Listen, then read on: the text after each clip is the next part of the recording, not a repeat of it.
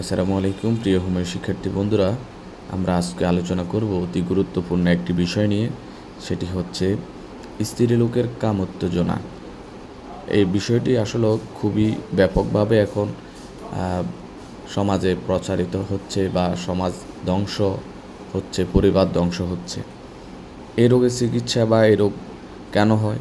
কামোত্তেজনা রোগী, ব্যভিচারী, অতিশয় হীনমতি, সর্বদা কামভাবের চিন্তা, এই চিন্তা মন থেকে যায় না এবং দুর্দমনীয় সঙ্গমেচ্ছায় রাত্রে ভালো ঘুমও হয় না। এটি একটি সামাজিক এবং পারিবারিক ব্যাধি।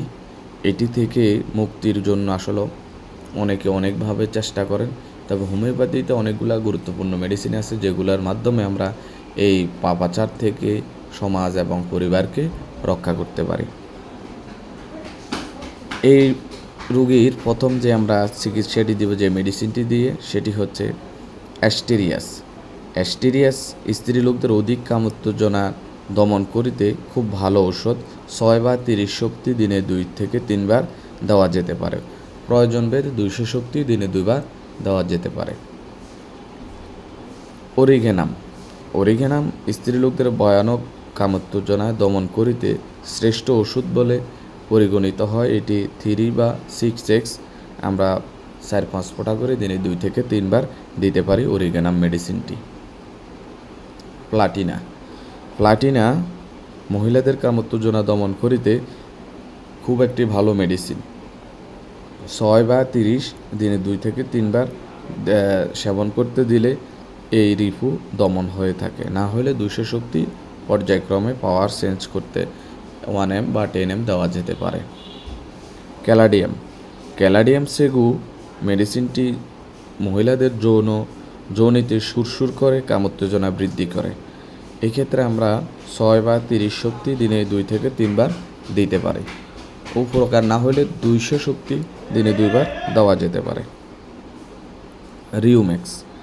রিউম্যাক্সের জরায়ু পীড়াগ্রস্ত রোগীদের কামেচ্ছা দমন করিতে খুবই উত্তমভাবে একটি কার্যকারী মেডিসিন হচ্ছে রিউম্যাক্স 3x বা 6x দিনে 2 বার দেওয়া যেতে পারে। গ্রাটিওয়ালা মেডিসিনটি স্ত্রীলোকদের কাম উত্তেজনা দমন করিতে একটি চমৎকার ঔষধ।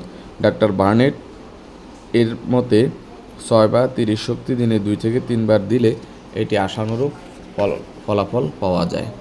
ক্যান্থারিস স্ত্রীলোকদের অধিক কামভাব দমন করিতে ক্যান্থারিস একটি প্রশংসনীয় মেডিসিন। 30 শক্তি সকাল এবং বিকালে 2 বার সেবন করতে দিলে এই প্রবল কাম ইচ্ছা দমন হয়। আমরা পর্যায়ক্রমে 200 শক্তি দিনে 2 বার দেওয়া যেতে পারে। ইগলফোলিয়া অত্যাধিক কামভাব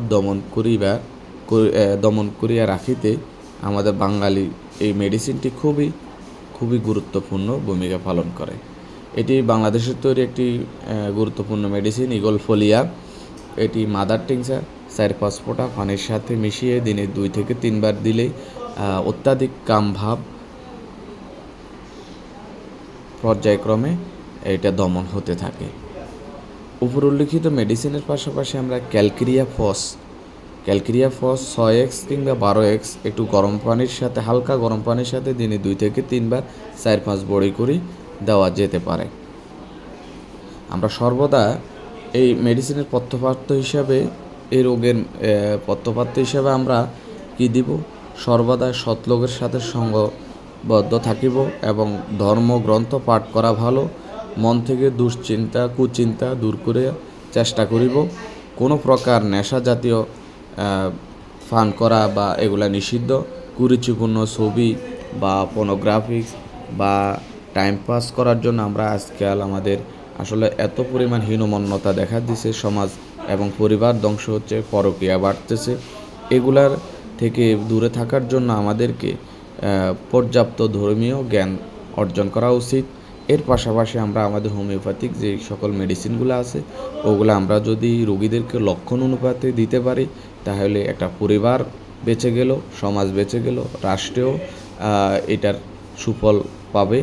আশা করি আমরা এই লক্ষণ বিবেচনায় মেডিসিন দেওয়ার চেষ্টা করব।